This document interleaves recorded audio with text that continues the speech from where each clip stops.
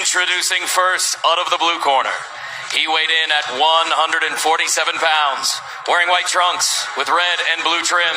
He brings a record of 39 wins, only 2 defeats, 27 of those victories coming by way of knockout. The former welterweight world champion from Sheffield, England, the special one, Kell Brook!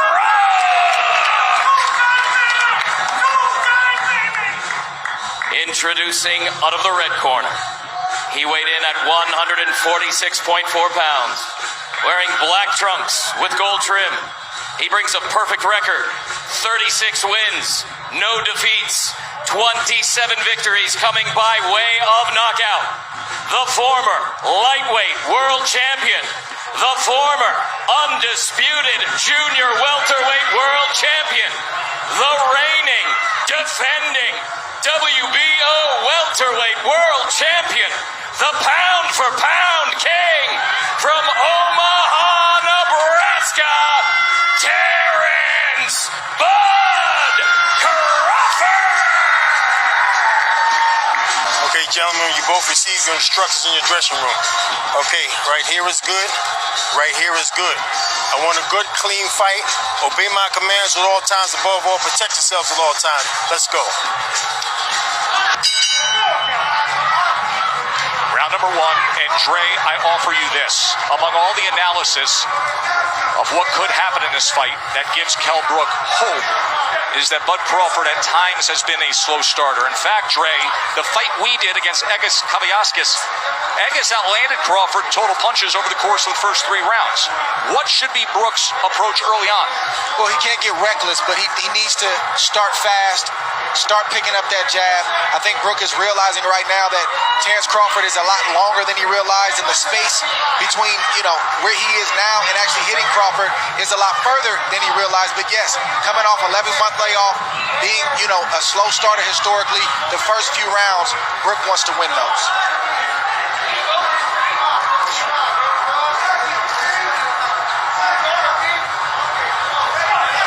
But it looks like Brook is playing Crawford's game now. He's watching, he's studying, and I don't think he can outthink Crawford. He's got to start to let those hands go as he comes behind that left hand. See, Brook thing is timing. That's his thing. He wants to time Crawford on the way in. Brook also has a great jab, a sharp jab, a strong jab. And you can see Terence Crawford trying to figure out how he can land his jab without getting hit.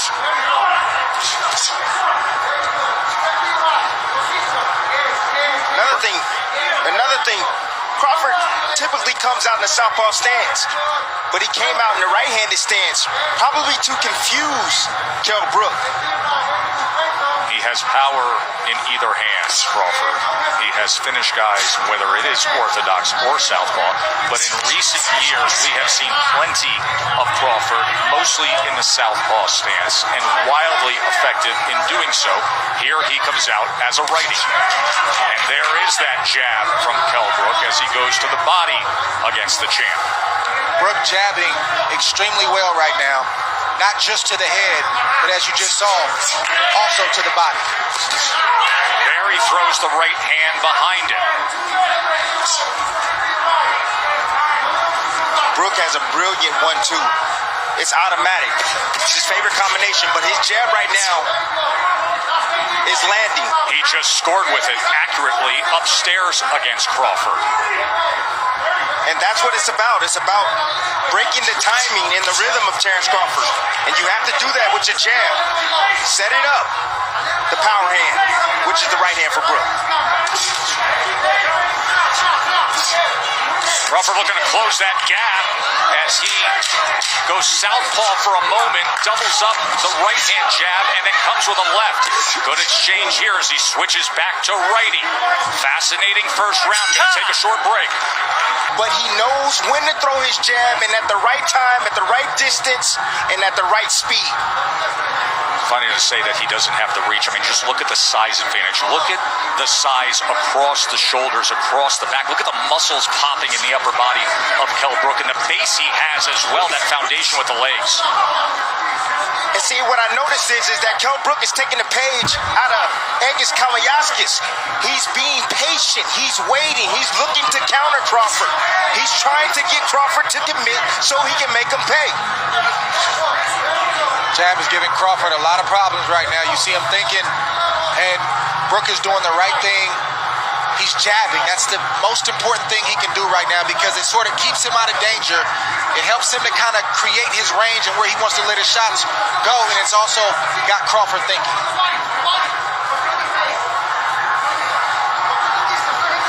The fight's going to get interesting if Crawford is able to make adjustments. I've seen Brook have a great plan A. He's got a great boxing ability, but when fights get deep and there's time to make adjustments, like in the Spence fight, I don't see him make that adjustment. We've seen Crawford do it in the past. He's going to have to do it right now because plan A, Brook has the advantage. Spence fight happened in May of 2017. That was the last time Brook fought at this 147-pound limit. He was fighting brilliantly, and then Spence got to him with the power and scored an 11th round TKO with a broken left orbital bone suffered. You also want to see how Brook takes the shots of Crawford as he starts to land clean, flush shots.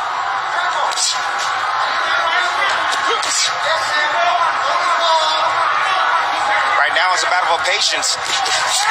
Neither fighter can afford to make a mistake, and as you see, Brook stepped in just a tad bit, and Terence had combinations waiting on him. Just fired off a right uppercut, did Kell Brook. Brook has every punch in his arsenal.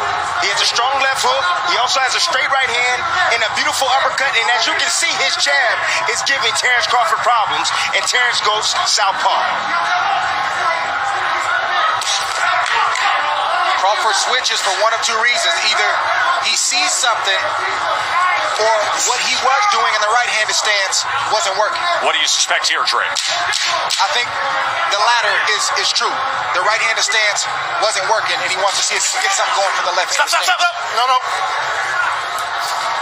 And 2 in Vegas.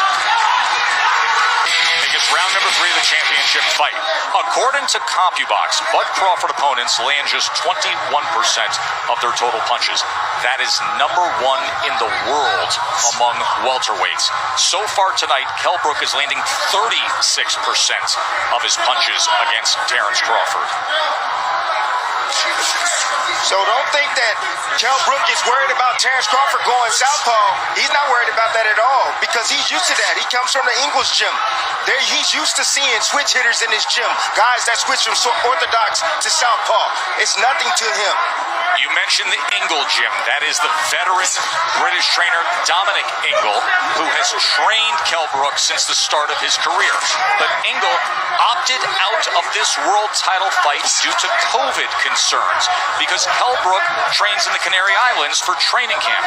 Ingle did not want to travel and then have to quarantine nor come to the United States. So instead, Carlos Formento is the trainer in the corner of Kell Brook. First time they've ever worked together. I'll tell you one thing that the southpaw stance has done. It's taken the jab away from Kell Brook. You see he's not landing his jab consistently anymore. But when Crawford turns southpaw, he's not even throwing. That's what happens. That's what turning southpaw does. But it does allow you to land a right hand like Brook just landed on Crawford right now. The right hand can be the best weapon against southpaw. And of course, when he is in that lefty stance, you will see that right hand of Bud Crawford, as it is right now, hanging right over the front of Kell Brook. Listen, Crawford has the reach advantage, but he's going to have to close the distance on Kell Brook. He told us in the build-up to this fight that Brook can't fight mid-range and in close. Right now, Brook is winning the battle from the outside. Crawford's got to slowly start to close that space. There's that right lead again. Kell Brook in to go here in round 3. Pretty good start for the challenger, the former IBF welterweight champion. A guy who says he's rejuvenated. 3 fights since he lost the welterweight championship to Errol Spence. That's how Errol Spence had success against Brook. He closed the distance and started to bully Kell Brook. He started to fight him in close. Brook fought back valiantly, but he really didn't have any answers for that. Crawford having his moments there. see some swelling already. Some swelling already on the right eye of Terence Crawford, in the right hand, right down the middle, that just lands for Kell Brook. And there's a right hand from Crawford.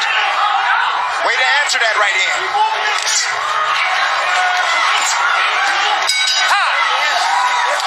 In the sport, Shakur Stevenson saying he expects his good friend Terence Bud Crawford to pick up the pace here. CompuBox has Kell Brook 24 of 99 punches, Crawford 25 of 93. Shakur Stevenson will fight December 12th in this ring against Toka Khan Cleary. Shakur, the recent featherweight champion, now contending at 130 pounds, looking for a showdown for a belt here. Round number 4. Crawford has to continue to get his lead foot outside the lead foot of Brook to have success with his offense. That will put him in a safe position to let his combinations go. Beautiful right hand. And the champ gets to him. Just like that. Terence Bud Crawford hits the gas. 7. Hey, come to me. You all right? Give you a chance. One of the best closers in the game. 27 knockouts in his career. Do we have 28 right here? This fight is also Thundering in. Look at Crawford. Vicious attack to close it. No. And he stares him down. Jab, like a right hook, right on the money, right on the button. And you see the legs right there of Brook as he wobbled back to that corner. Nice finish up right here, combination from Terence Bud Crawford. You know, sometimes your opponent can do the work for you. As you can see, Kell Brook was moving forward. He shot a jab out there. Crawford timed it over the top with a nice, short, I would say jab, hook, jab, hook type. That's the first knockdown. Remember, the ropes held him up. Boom. And you know, that shot wasn't even on the chin. That shot was right on the eye. And it had that type of effect on Kell Brook. That shows you what type of devastating punching power Terence Bud Crawford possesses. And then how he finishes. And Dre, he gets that look in his eyes. At this point, the fight was as good as done because Terence Crawford is one of the best finishers in the game. You can't be hurt like that against Crawford, especially knowing that he had a slow start. He wants to come in here and prove a point and remind everybody why he's atop that list, and that's how you do it.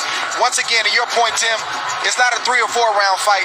It's a 12-round fight or less. And I wanted to see the reaction from Kell Brook once Terence Crawford landed a clean shot and we got our answer. And Terence finished the fight like he typically does when he gets a fighter hurt. In brutal fashion, Tony Weeks got in there just in time because things were about to get ugly. And Dre, did you see the face? Ladies and gentlemen, here inside MGM Grand, referee Tony Weeks calls a halt to this bout at 1 minute, 14 seconds of round number 4, declaring your winner by technical knockout, and still WBO welterweight champion of the world,